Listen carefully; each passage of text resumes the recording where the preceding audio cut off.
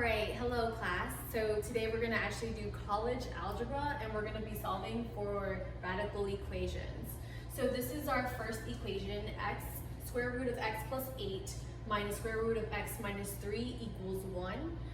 Usually when I have an equation, a radical equation, I always make sure I put in this equation, which is a plus 2 times a times b plus b squared. So it's always important to write that down first, just so that way you already have it dandy when you're about to get down to the nitty gritty. So here you go.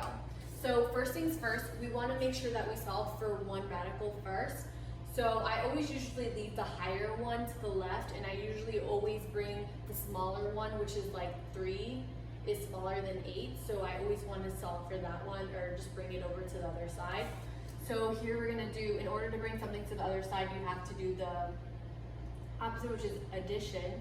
So you're going to add square root x minus 3, and you're going to do what you do to one side, you do it to the other. So here it is, plus square root x minus 3.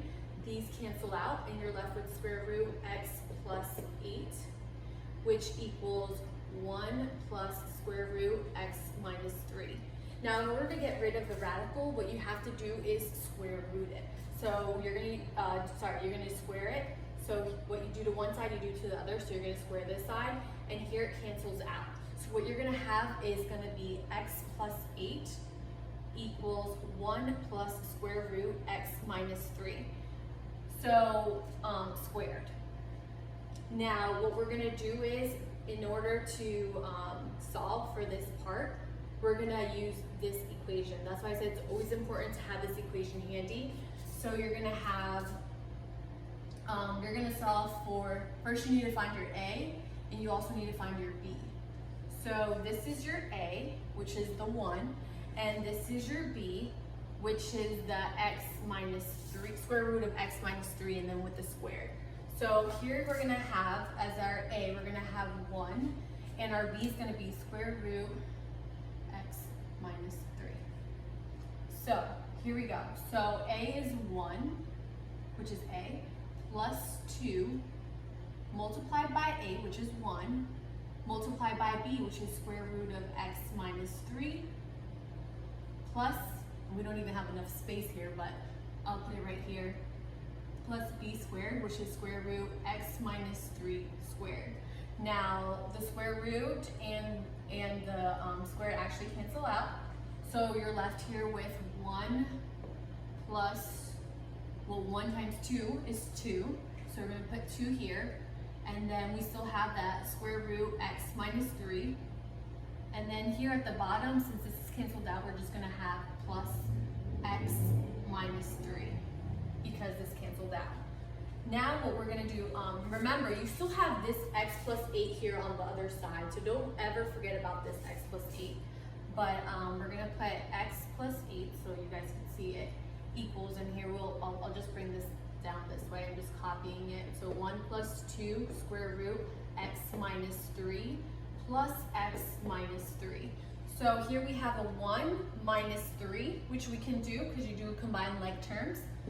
So here we'll have 2 square root x minus 3, and we're left over with plus x. And here we also have the 1 minus 3 is going to be negative 2. And you're going to go with x plus 8, just copying it. All right, so we're left over with this. So what we can do is subtract by x, they cancel out. We're left over with 8 equals 2 square root x minus 3 minus 2. That's a 3, by the way. So we're going to add 2 to one side. What we do to one side, we do to the other. 8 plus 2 is 10. These cancel out. Equals 2 square root x minus 3.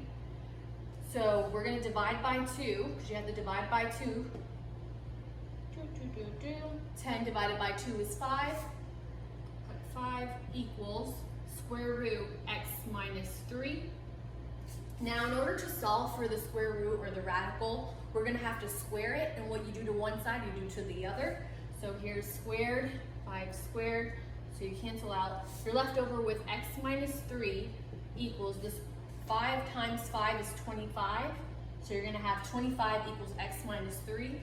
You're gonna add 3 to one side, add 3 to the other. These cancel out, and you're left with 28 equals x. And that is your answer.